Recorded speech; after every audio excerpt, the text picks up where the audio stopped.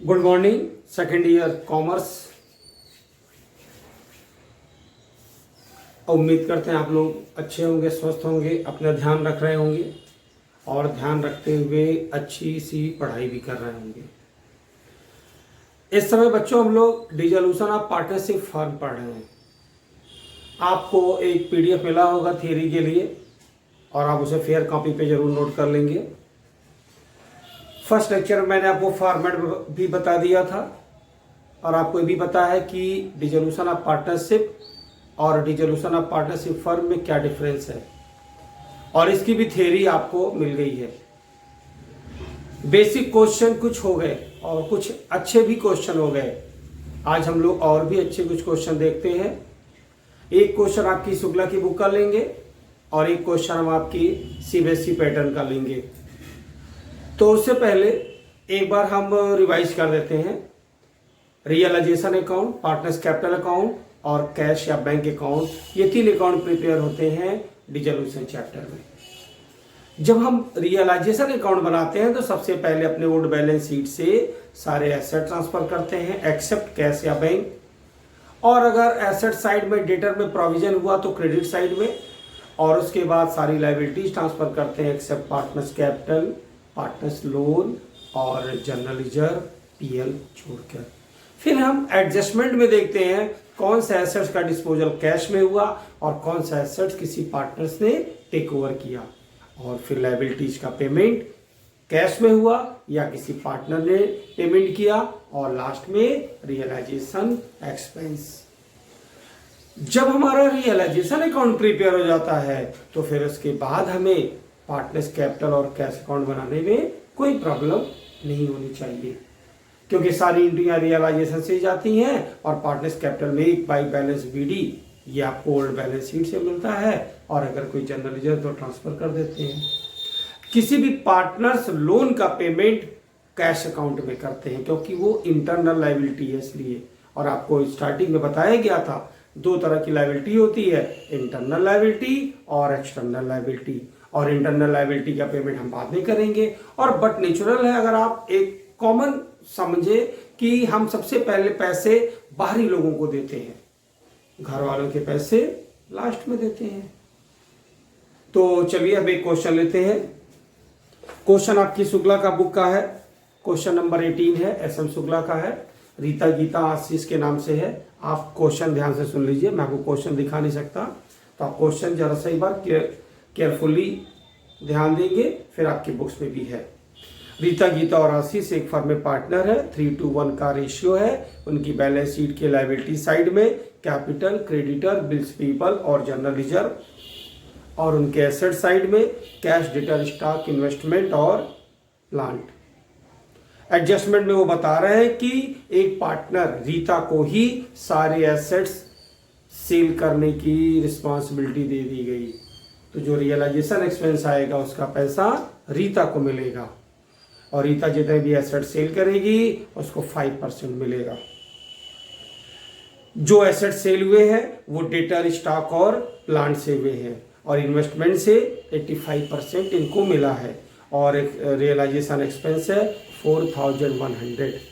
अगर realisation account बनाते समय रियलाइजेशन एक्सपेंस किसी पार्टनर ने कर दिया तो उसके बाद अगर हमारे क्वेश्चन में रियलाइजेशन एक्सपेंस अलग से है तो हम उसे इग्नोर करते देते हैं, क्योंकि जब हम उसको एक्सपेंस का पैसा देंगे पार्टनर को तो ये आपको कंफ्यूज करने के लिए दे दिया गया। इसकी कहीं पे कोई भी एंट्री आपको नहीं करनी होती है। और उसके बाद उन्होंने बताया है कि एक आउटस्टैंडिंग सैलरी थी उसका भी पेमेंट करना पड़ा, और एक अनरिकॉर्डेड लायबिलिटी थी उसका भी पेमेंट करना पड़ा। ये क्वेश्चन नंबर 18 है आपकी बुक से। तो आप एक काम करेंगे कि आप इसे अपनी बुक से क्वेश्चन देख लेंगे, और रियलाइजेशन अकाउंट में प्रिपेयर कर देता हूँ। आपके लिए ही ज़्यादा इम्पोर्टेंट होता है, किसी के लिए भी। अगर रियलाइजेशन सही है तो कोई प्रॉब्लम नहीं होती है। तो सबसे पहले डेटर, स्टॉक, इन्वेस्टमेंट और प्लांट हम इसे ट्रांसफर करते हैं। डेटर, स्टॉक, इन्वेस्टमेंट और प्लांट 52,300 3600, 69,000, सॉरी 100 नहीं 1000 है, 91,200, तो 52,300, 36,000, 69,000, 91,200, और इस तरफ ट्रांसफर होता है लाइबिलिटीज, तो क्रेडिटर और बिल्स पेएबल। तो क्रेडिटर है 65,000 और बिल्स पेएबल है 26,000। अब हम एडजस्टमेंट पढ़ेंगे और समझने की कोशिश करेंगे कि कोई एसेट्स कैसे सेल हुआ। तो उन्होंने बताया है बाई कैश डेटर से मिला है 30,000, स्टॉक से मिला है 26,000, और प्लांट से अचीव हुआ है सेल करने से, और इन्वेस्टमेंट 85% मिला है, और इन्वेस्टमेंट है 69,000 का, तो 69,000 का 85%,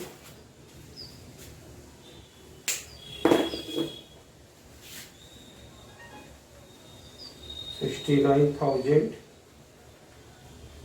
85%, 58,650 ये एसेट सेल हुआ।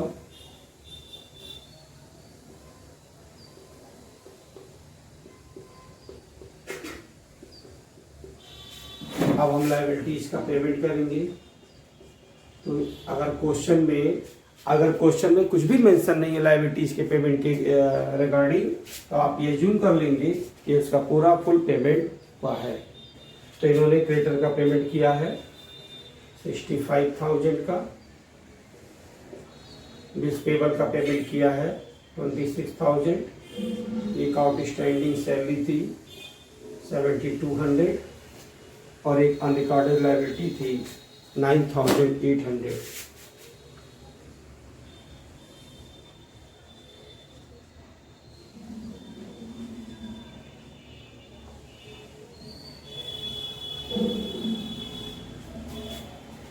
$9,800।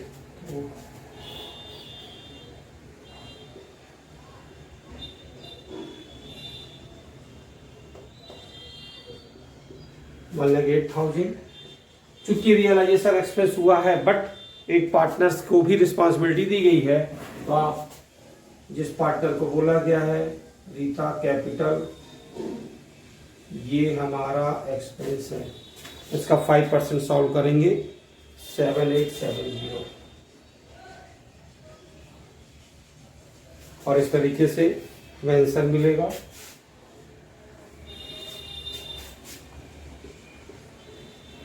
ये अमाउंट ज़्यादा है, लॉस हो रहा है 07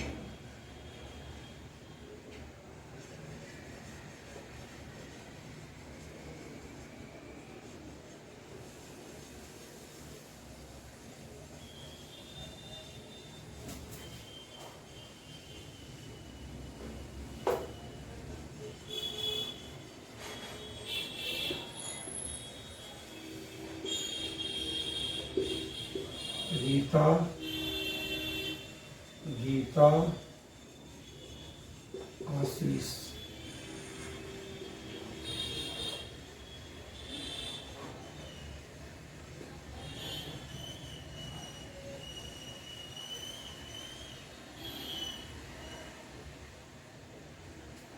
$1,15,970, और इनका रेशियो है 3:1, तो 115,970 डिवाइडेड बाई 6,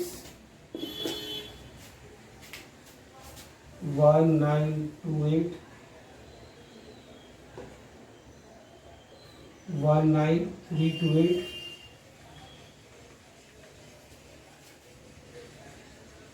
38,657,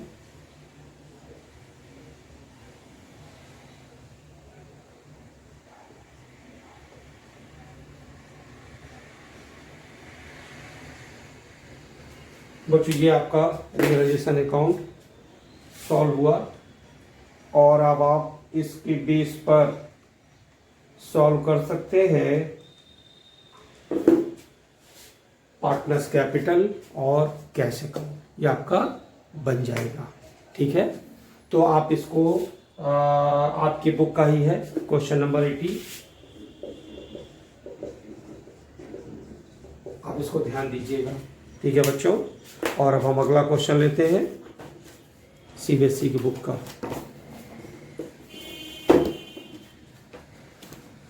क्वेश्चन एक बार देख लीजिए, अच्छा क्वेश्चन है, फिर हम आपको समझाते हैं।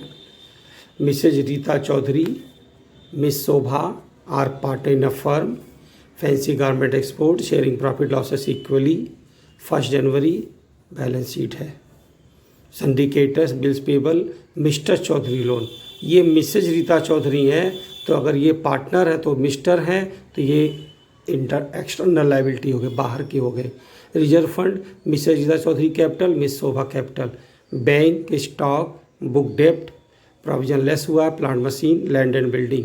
The firm are dissolve on the date given above the following transaction books. Mrs. Rita Chaudhary undertook to Mr. Chaudhary loan and took over 50% of stock at a discount 20%. इन्होंने स्टॉक का 50% 20% कम करके ले लिया है और एक लाइबिलिटी का payment भी किया है मिस्टर चौधरी का लोन। बुक डेप्ट realise 54,000, balance of the stock was sold of profit 30% on stock. तो डेटर से 54 मिला है और जो बाकी स्टॉक बचा था, क्योंकि 50% इन्होंने ले लिया था, तो जो बाकी स्टॉक बचा था वो 30% प्रॉफिट पे। Syndicators were paid out a discount 10% और बिल्स पेबल का पेमेंट फुल हुआ है। प्लांट मशीन से मिला 75,000, लैंड एंड बिल्डिंग से 1,20,000 और मिस रीता चौधरी ने गुडविल भी ले लिया फर्म को 30,000 में और रियलाइजेशन एक्सपेंस हुआ है 5,250। तो इस तरीके से आप इस क्वेश्चन में आपको ये देखना है कि कौन सा एसेट पार्टनर ने लिया है, कौन सा एसेट कैश में सेल हुआ है, कौन सी लाइबिलिटीज़ का पेमेंट किसी पार्टनर ने किया है, कौन सी लाइबिलिटीज का पेमेंट कैश में हुआ है, और इसके बेस पर हम इस क्वेश्चन को कंप्लीट सॉल्व करेंगे। तो सबसे पहले हमें बनाना होगा रियलाइजेशन अकाउंट, और आपको अब ये देखिए रियलाइजेशन अकाउंट हम कैसे बनाते हैं।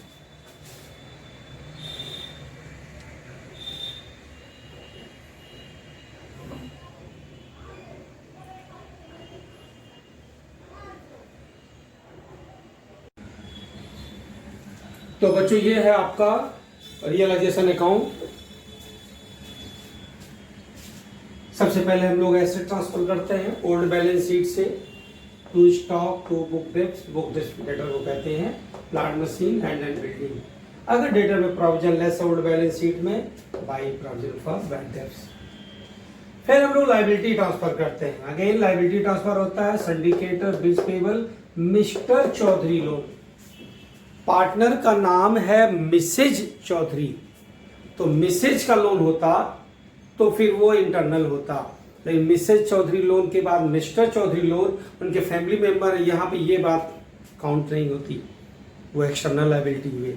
सो मिस्टर चौधरी लोन क्वेश्चन के हिसाब से जो सबसे पहले एसेट सेल होता है, रूल के हिसाब से जो पहले एसेट सेल होता है उसकी एंट्री होती है। फिर क्वेश्चन में अगर कोई पार्टनर एसेट्स को टेक ओवर करता है तो हम लोग उसकी एंट्री करते हैं।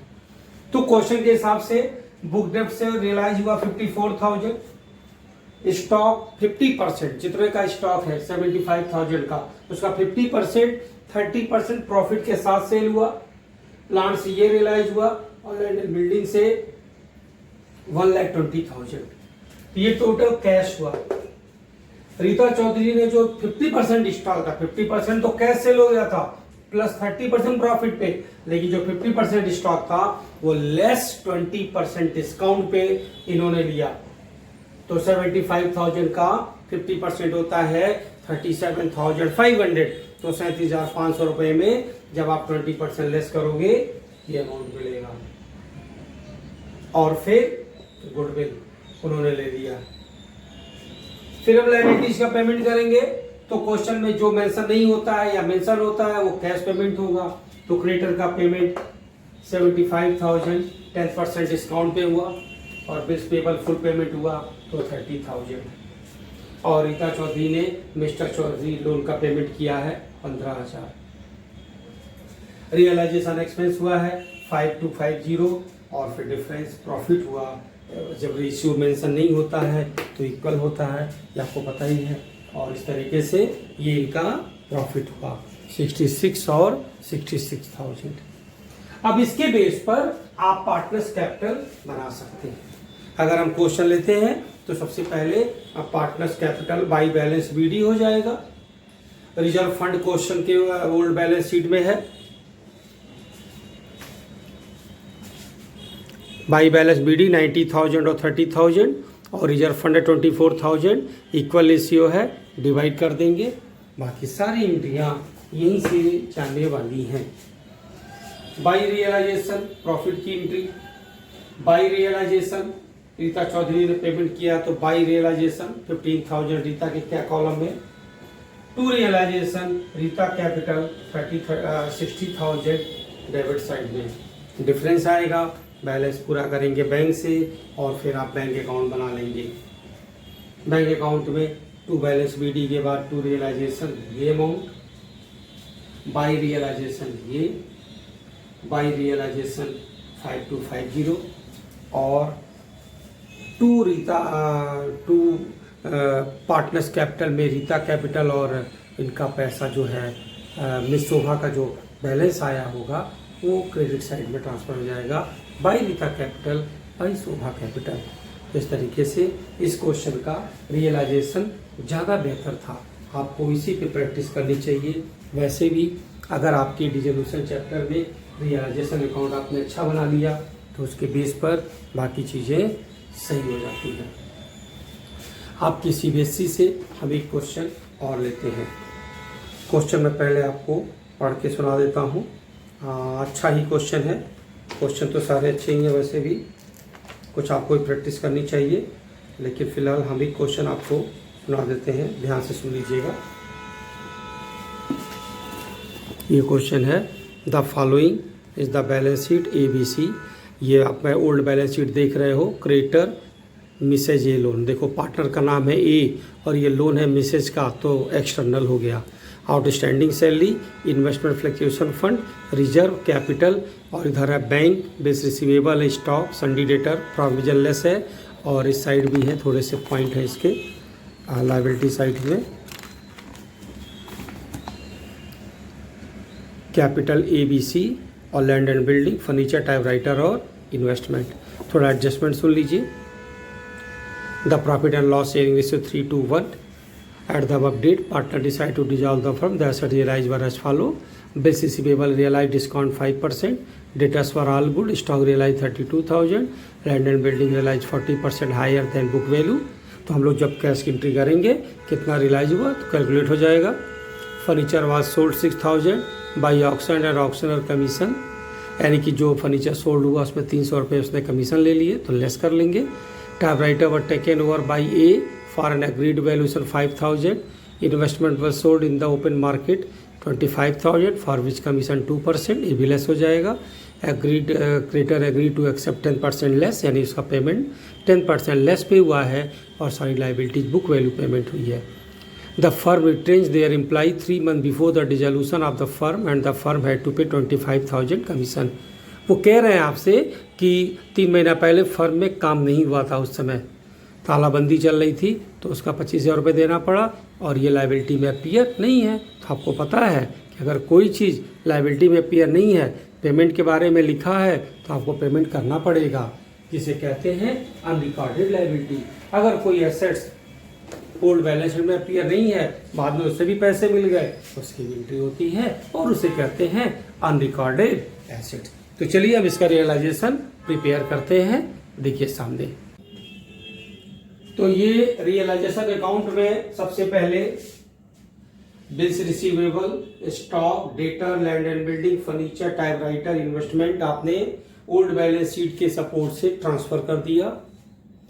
पीबीडी दिया हुआ था तो भी ट्रांसफर होता है। और फिर लाइबिलिटीज में by creditor, by Mrs A loan, by outstanding salary, by investment fluctuation fund. अब एसेट सेल हो रहा है बाई बैंक, तो बिल्स रिसीवेबल से आप क्वेश्चन देखेंगे तो कुछ परसेंट डिस्काउंट मिला लेस होने के बाद। डेटर से 40, stock, land and building. Furniture में लिखा था 6000 का सेल हुआ, बट 300 ऑक्शनल कमीशन जिसने नीलामी कराई उसने ले लिए। तो हमारे हाथ में कितने पैसे आए? फर्म को इतने पैसे मिले। और इन्वेस्टमेंट से 24,500। ये कैश सेल हुआ है 1,83,600। ए ने टाइपराइटर ले लिया 6,000 में, सॉरी 5,000 में। अब लायबिलिटीज का पेमेंट हो रहा है। अब आप एक बात समझ लो, इन्वेस्टमेंट फ्लक्चुएशन फंड लायबिलिटी में, ओल्ड बैलेंस शीट की लायबिलिटी में है तो ट्रांसफर तो होगा, लेकिन उसका पेमेंट नहीं होता।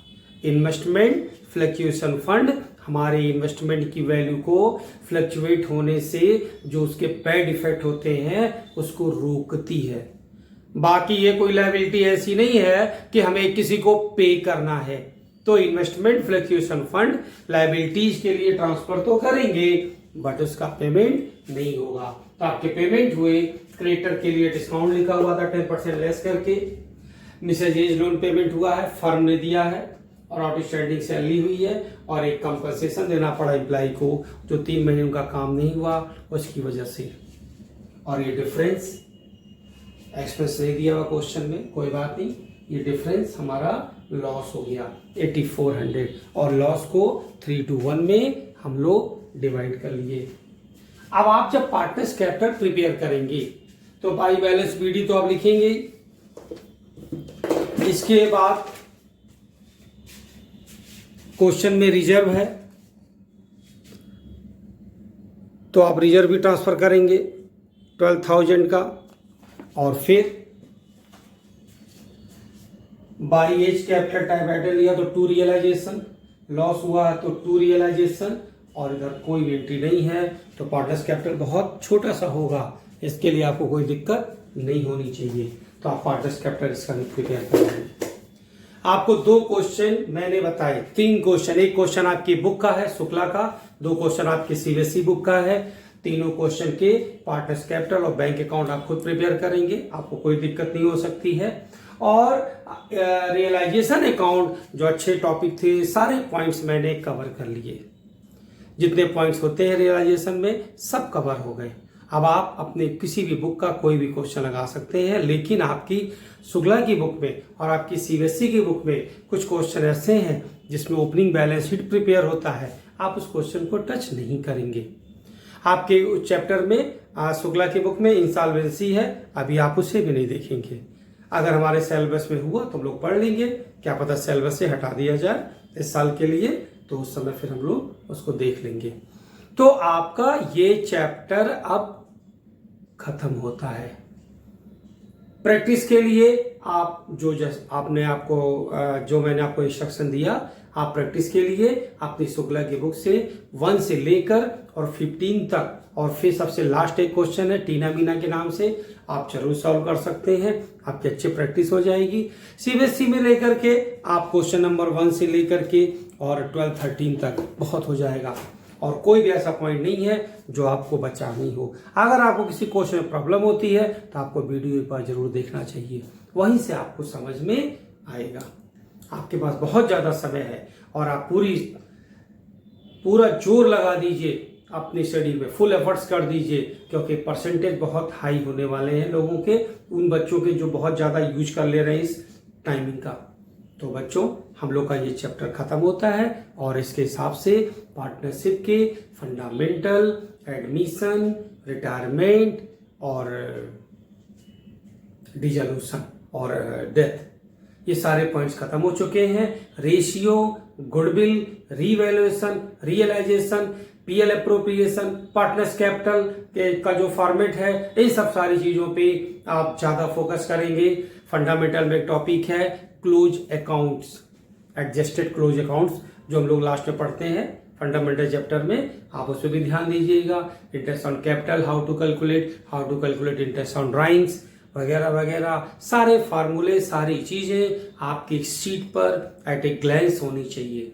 जब कोई माइंड में स्लिप करे तुरंत आप उसको देख सकते हो। तो इस तरीके से अगर आप केयर करेंगे तो पार्टनरशिप जो एक बहुत ज़्यादा पोर्शन होता है 100 में से मिनिमम 20 मार्क्स के तो होते ही हैं, उससे ज़्यादा भी होते हैं, आपके लिए कवर हो जाएगा। ठीक है बच्चों, तो बस इतना ही, और बाकी हम लोग नेक्स्ट टर्म पे न्यू चैप्टर रीड करेंगे। Thank you.